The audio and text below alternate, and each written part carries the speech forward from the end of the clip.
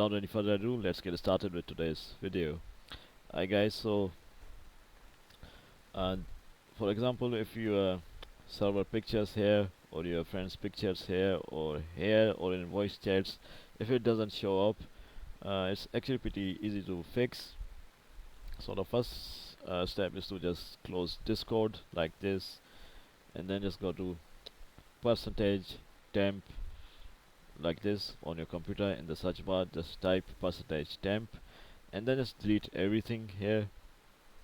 Just click on do this for all current items, and then just click on skip, and it's going to delete all the unnecessary stuff from your computer. So however, if it still doesn't fix your problem, all you have to do is just go to Google and download see what